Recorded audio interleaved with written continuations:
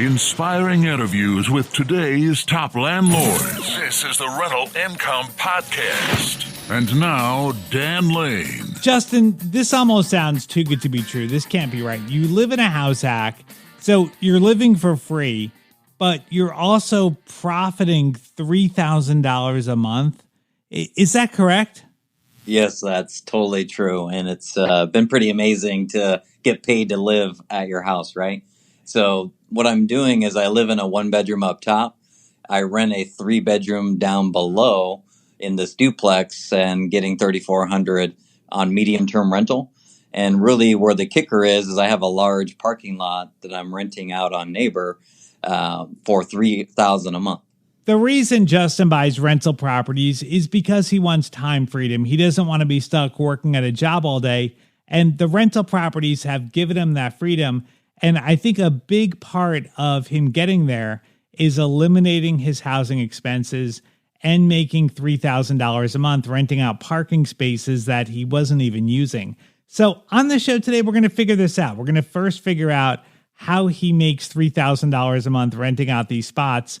And then we're also going to figure out how he built the rest of his portfolio and got to where he is today. Joining us on the show from Seattle is Justin Cambra. We'll take a quick break to thank our sponsors. We'll come right back and we'll talk to Justin. It's a lot of work to find a really good rental property. And when you actually find that property, you want to make sure you're working with a lender that can get that loan closed. The lender that I recommend is Chaley Ridge from Ridge Lending Group. She's a nationwide lender, and her specialty is helping investors finance rental properties. She has a ton of loan programs, and she can find something customized to you for your situation. If you want to find out more or you're ready to get started today, just go to ridgelendinggroup.com. That's RIDGE lendinggroup.com. NMLS 42056. Rental Income Podcast. Justin, so what motivated you to start buying rental properties? For me, my kind of life-changing moment was when my dad had passed away from cancer. I'm like, I've got to change what I'm doing to be able to build enough wealth to be able to retire. And, because I didn't want to do what my dad did. He worked his whole entire life and never really got to retire. And so really for me, this all started getting kicked off in August of 2016. So about 8 years ago, I've got to do something different. The stocks isn't going to do the trick for me. So that's when I started learning about real estate on the internet and podcasts, specifically your podcast I started listening to back then. Well, sorry about your dad. I mean, that is horrible, but it sounds like something good came out of it, that it really motivated you to do things differently. And I think that's great. So what kind of job did you have back before when you were working? So in my career, I had really only 3 jobs. I started out of college 2001 with Cargill in the animal nutrition division. And then I did that for 4 years. Then I shifted over to Safeway, which is a grocery store chain on the West Coast of the U.S. Worked there for 8 years, got my MBA, and then I switched in 2013 to work for Amazon. And then I worked at Amazon from 2013 to 2022. The biggest thing for me was time freedom. When I looked at, like I was mentioning my dad, he never got to have really time freedom. So I wanted time freedom to control my own destiny. And, the other thing, when I was working at Amazon, we did get paid a lot of money, but they, would take every ounce of time that you would give. And so, I just got tired of the nights and the weekends, extended hours, and, basically being on call. So I was like, I've got to do something different to take back control of my life. Sure. That makes sense. All right. So you got into buying rental properties. You've been doing this now for how long? Like when was it when you bought your first property? August of 2016. So We're basically 8 years right now. 8 years. And tell me about your portfolio. What have you bought so far? So the peak, which was about 2 months ago, because I just sold a few off, but at the peak it was 45 properties, 125 rental units. Wow, that is really incredible. Great job. Well, I want to figure out how you did this, but before we get into it, I want to circle back to your house hack because the numbers on this sound incredible. So you've got a duplex so you're doing a midterm rental on one part of the duplex. Exactly. Yeah. The top unit I live in is 1 bed, 1 bath. The bottom is a 3 bed, 2 bath. And And are that you renting this so you're renting this on a 3-4 month basis? typically it's 3 months. The max I've had is 6 months, and I'm getting like almost all my tenants are coming off of Furnished Finders, the website. Okay, awesome. And so the rent you get from that covers the mortgage. So you're able to live for free in on the upstairs part of the duplex. Exactly, because my PITI plus utilities is about 3,400, and 3,400 is what I'm getting for that medium term rental. All right. So now tell me about this parking lot. So you said so you're renting out parking spaces in a parking lot. Is that right? Yeah, when I got into real estate, I wanted something that had upside potential, and so when I bought this duplex, it had a bunch of paved parking, almost 2/3 of an acre, and it was because the 12-unit apartment complex next door, the guy split the lot with the duplex that I bought. The parking lot that I have used to be the parking lot for this 12-unit complex. So I had this upside asset. I just didn't know how to utilize it. And then I came across this through a friend, this app called Neighbor, where you can list your parking spots and rent them to people. And, I started that last year. So it was like January of 2023, and went from my first car being rented to where I'm at, I think, 20 cars, and rough average is about $150 per month per car that's stored on the lot. Now are you in like a city area? Like are people parking there and then going to work, or what are they doing with this? Like why are they parking there? So I would say it's like 1/3 is people using it for operations. And what I mean by that is I have 4 cars that are there for Turo. So I have Turo people that are renting their cars out. They're paying me to park their cars there because I live next to the airport. And then I have a company that picks up dog poop at the surrounding apartment complexes called Swoop Scoop, that rents 4 stalls for me. And then I would say the other 2/3 is 50% people taking trips that are 2 weeks or more, that are, need a place to park their car. Or the other people are kind of one-offs. Like I have cars that were literally towed, that they're just on my lot versus sitting on the street. And then I've got people that are storing trailers or RVs on my lot for long-term extended storage. Wow. All right. So this app Neighbor, people go on there and they're looking for a parking spot. So it's kind of like maybe like an Airbnb for parking spots. Exactly. That's how I usually explain it to people. So if you're looking for parking anywhere in the US, this is where you go.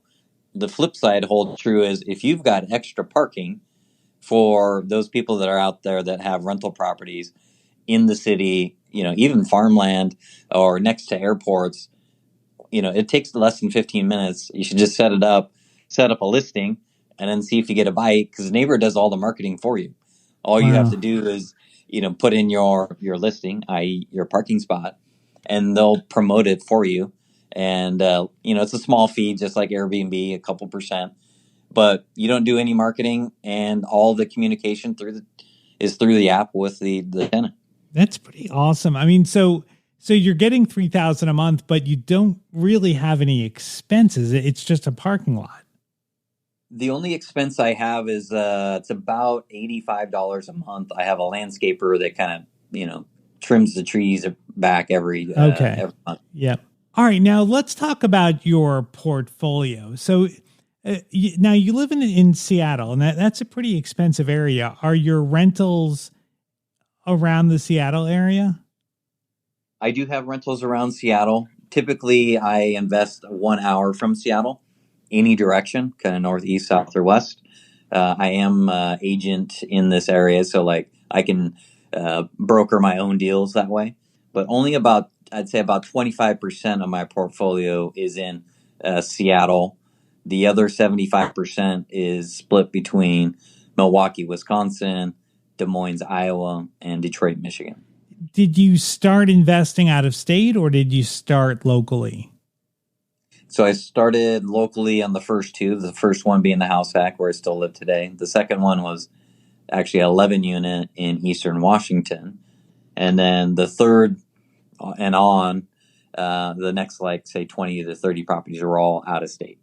Are you getting better numbers out of state? Is that why you're investing there?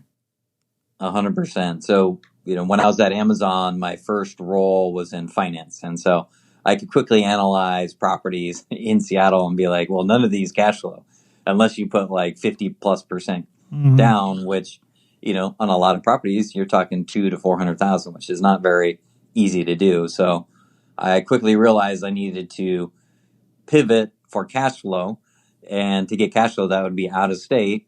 Because if you want to leave your W-2 job, you have to have some sort of cash flow to live off of. So that's why I started pushing all my cash that I had into out-of-state investing. Started in Milwaukee, then Detroit, Michigan, and then Des Moines, Iowa. Why 3 different areas? Like, why didn't you just focus on one area and keep buying there? So originally I wasn't planning on going anywhere else out of Milwaukee, and it just kind of was a natural progression. So as I was purchasing property in Milwaukee, and some of these were actually direct to seller via Craigslist, you build relationships with these sellers that, I'm doing seller finance with them. So you're always talking to them multiple times a year. The number one question you should be asking them after you buy their property is, do you have any more properties to sell?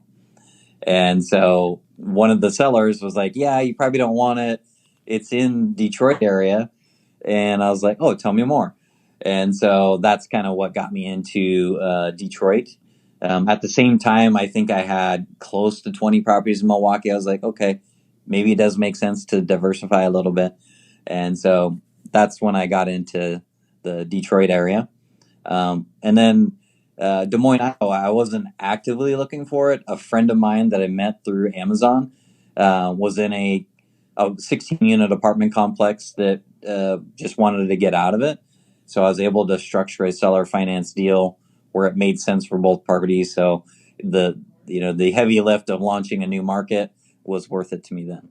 So when you're going into a new area, how do you figure out where you want to invest? Like, how do you know what a good area is, what a good neighborhood is? It seems like if you're living somewhere, you can kind of figure that out. But when you're investing out of state, like, how do you know where a good area to invest is? So there's like public information that you can look at. So, in the past, the Trulias of the world, they used to have crime maps. And typically with crime maps, if you overlay that with cash flow, it was pretty correlated. Would you actually go and visit the properties before you bought them, or were you doing this all online? Yes, 100%. I always recommend doing a actual site visit before the purchase. So every time I went into a new market, I would always fly in. And so for Milwaukee, I flew in, met with the property manager, real estate agents, got their feedbacks on the area, looked at the properties, because every city has different look and feel of in terms of crime and safety aspect of it. So, but I always like going to look at the areas to get a better understanding of it before I would actually make the purchase. Now, I think you're kind of at an interesting point here. So you've been doing this for 8 years. So you've seen a couple of cycles of tenants coming. You've gone through turnovers. Have you made any mistakes? Like, have you bought any properties that maybe haven't worked out? Or is there any lessons you can pass along to us on maybe like what the best type of property is to buy? Yeah, as I'm developing into a better investor, what I'm specifically looking for today is bigger deals, better areas, and bigger deals can be two, literally bigger, more units, or two larger dollar amounts, or ideally a combination of the two. Because I have a lot of properties that are spread out, which consumes a lot of time. So if I was to go back, I would have done more house hacks. I would have bought less properties but bigger properties, and got in better areas faster. Those are like my three takeaways. So with bigger properties, could that also mean higher rent, like staying away from lower rent properties? 100%. Yep. Because, what I'm learning, you can make a lot of money on these Midwest properties, but that's if you can keep the tenants in there long term. And so if you don't have a product they want to stay in, or the tenants are, having a hard time holding jobs, having this long-term tenant is difficult to have, which, turnover can wipe out 1 year, 2 years of potential income right away.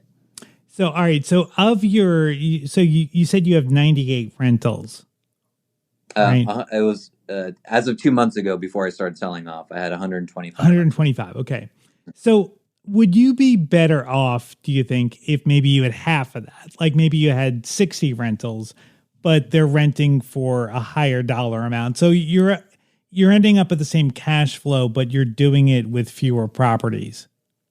100%. Yeah. My motto right now is less is more, because I'm just spending too much time, following up with property managers, renewing insurance, paying tax bills, all these little things. It doesn't sound like much, but when you times that by 125 rental units, it starts adding up to consume a lot of time. So in order to have, back to the original point of I wanted time freedom, I've got to find ways to scale up my time better. Yep. Now, what about properties with very little cash flow or negative cash flow? Because I think that's the trade-off sometimes, is when you look for a property with higher rent, like the numbers sometimes will break down. So do you find that you're getting less cash flow on the higher rent properties? Yes. And, depending on who you talk to, there's like Michael Zuber, he says, do not do any properties with negative cash flow. He calls them alligators because they're chewing up your cash flow, right? When I was working the W-2 job, I wasn't living off of the passive income. And, I was making good money at Amazon. So I was like heavy acquisition mode, even if it was break even or a couple $100 loss. To me, that didn't matter. I wanted to accumulate assets, let time do its thing by paying down the mortgage, let the appreciation work. So I do have some properties in Washington specifically that I was able to sell or finance that are low interest, break even to slightly negative cash flow. But I was able to acquire, like the last two that I bought, one was at 0 down and the other one was at 3% down. And both of those are a couple $100 a month negative cash flow. But I'm able to, for $15,000, almost $1 million of real estate I control. So I'm going in with a known plan, such that, yes, it is negative cash flow today, but I have a plan, because I'm going to increase the rent on these ones over time. Because one of them specifically Section 8, but it's not at Section 8 market rent. So I have a path to get into a positive cash flow on them. Yeah, and I think, too, that like having a general rule like negative cash flow is bad. I think it depends on your situation. So like someone like you, where you have a lot of rentals, you have a lot of cash flow, you can get by having a property that's not making money now because it'll make money in the future. Where for someone that's maybe just starting out or doesn't have a lot of extra margin in their life, like that could be dangerous. 100%. Yeah. And I didn't start out with negative. So I always focused on positive. It wasn't probably until literally when I got into creative financing. So this was around 30 properties where I'm like, how do I continue to buy more properties with the limited amount of cash that I have? And so, these creative finance deals, you can take on bigger loads, more property, higher debt, and higher loan to value. The trade off could and sometimes was at the expense of cash flow. But I wanted to continue to acquire assets. And, what I realized over my, I'll call it mass accumulation phase of the first 6 years, that you have to go, it's kind of like a rocket. You got to go up fast as possible, because the more that you buy in the short amount of time, there is so much friction on buying. So there's your time friction that it takes to continue to buy, and then financing. It is harder and harder to get more loans as you continue to acquire more properties. So for me, I was like, take down as much as possible. Then in the last, call it year to 2 years, is more, okay, now let's optimize the portfolio that I got and make it improve the cash flow that now. Yeah, I like that. I think that's a good way to look at it. The last thing I want to ask you here is about your time at Amazon. Now, Amazon is a very well-run company. They have a lot of systems. Is there anything that you learned at Amazon that has really helped you with investing? I would say at Amazon, you can look this up. They have what are called Amazon guiding principles, and they did a fantastic job of making sure that everyone knew about them. Your compensation, it was, centered around them as well. The two, being customer centric and, bias for action. Those two specific, customer centric for me is like, how do I get a product, fix it up such that I can get the best tenant? And then in terms of bias for action is just do the work, just get out there, submit the offers, buy properties, figure it out as I go. Because, the whole time I was at Amazon, yes, I was making a lot of money and I was working with a lot of people that made a lot of money, but they just, they wanted to invest in real estate as well, but they would get hung up and kind of have, analysis by paralysis, versus I would just do deals. Some worked, some didn't work, but I was learning as I was going, such that, after 6 years went by, I was able to buy all these properties while others were just, still stuck on doing their first deal. Good advice. Well, if anybody wants to reach out to Justin, I've got his contact information on the website. You can find it at rentalincomepodcast.com/episode 481. I'd like to thank Chaley Ridge from Ridge Lending Group for sponsoring today's episode. If you're looking to buy a rental property, reach out to Chaley Ridge. She has a ton of different loan programs, and she can find something that'll work for you in your situation. You can track her down at ridgelendinggroup.com, NMLS 42056. Thank you so much for checking out the podcast today. Make sure you hit the follow button, and that way you'll get notified every time a new episode comes out. My name is Dan Lane, and this has been the Rental Income Podcast.